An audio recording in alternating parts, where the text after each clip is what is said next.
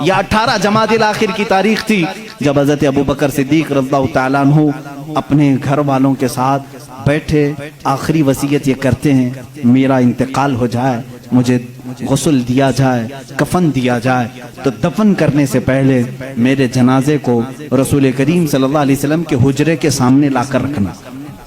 حضور صلی اللہ علیہ وسلم کا مزار اقدس کہاں تھا؟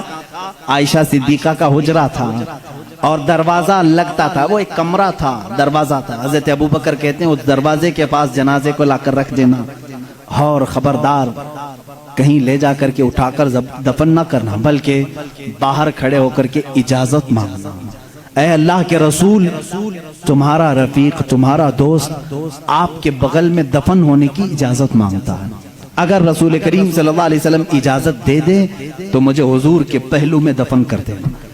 یہ ہو سکتا ہے میرے عزیزوں، اس بات کو شاید وہابی سن رہے ہوں گے تو تڑپ جانا چاہیے کہ صدیق اکبر نے یہ نہیں کہا، صحابہ نے بھی یہ نہیں پوچھا اجازت، قبر والے سے کیسے اجازت؟ وہ رسول پاک قبر میں ہے، اور کہنے والا کوئی عام آدمی نہیں، ابو بکر صدیق ہے، خلیفۃ المسلمین ہے رضی اللہ عنہ۔ صحابہ نے بھی کچھ بھی کہا نہیں، ٹھیک ہے، سب کو شاید عقیدہ وہی تھا جو آج بریلی کے امام نے ہمیں دیا ہے۔ صحابہ کا عقیدہ وہی تھا، تو زندہ ہے واللہ، تو زندہ ہے واللہ، میری چشم عالم سے چھپ جانے والے، اسی لیے انہوں نے نہیں کہا، پوچھا نہیں۔ وفات ہو گئی، غسل کے بعد، تجہیز تکفین کے بعد جنازہ لایا گیا، اور ان کے مطابق صحابہ نے دروازے کے باہر کھڑے ہو کر کے پوچھا بھی، اے اللہ کے رسول، آپ کا رفیق، آپ کا خلیل، آپ کا یار غار آپ کے پہلو میں دفن ہونا چاہتا ہے۔ صحابہ کا عقیدہ دیکھو، ملاحظہ کرو۔ اس وقت فرماتے ہیں صحابہ باہر تھے، اچانک دروازے کی چٹکنی کھلی، دروازہ کھل گیا، قبر اطہر سے آواز آئی، ادخل الحبیب الی الحبیب، حبیب کو حبیب کے ساتھ داخل کرو۔ عزیزان گرامی، رسول کریم صلی اللہ تعالیٰ علیہ وسلم کی اس آواز کو کون نہیں پہچانتا تھا؟ صدیق اکبر رضی اللہ تعالیٰ عنہ کو اجازت کے بعد دفن کیا گیا ہے، حضور اکرم صلی اللہ تعالیٰ علیہ وسلم کے پہلو میں وہ آرام فرمائے ہیں۔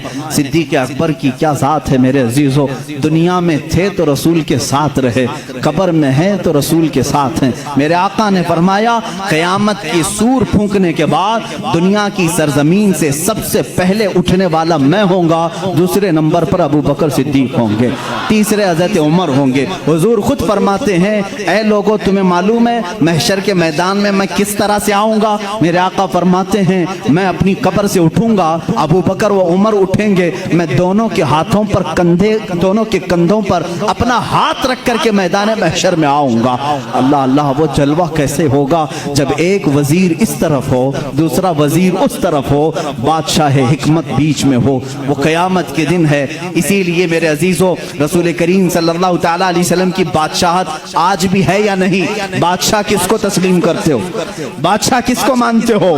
رسول کریم صلی اللہ علیہ وسلم کو۔ ایک محقق نے بڑے اچھے انداز میں مجھ سے ایک بات کہی تھی کہ دنیا کا نظام ہے کہ جب بادشاہ کرسی پہ ہوتا ہے تو وزیر اس کے پہلو میں ہوتے ہیں، وزیر ادھر ہے، ادھر کوئی وزیر بیٹھا ہے۔ بادشاہ جب اٹھ کے چلا گیا تو وزیر بھی چلے جاتے ہیں، وزیروں کی کرسیاں بھی خالی ہوتی۔ بادشاہ جب تک بیٹھا ہے وزیر بھی بیٹھے ہوئے ہیں، جب تک بادشاہ کرسی پر ہے وزیر بھی ہیں۔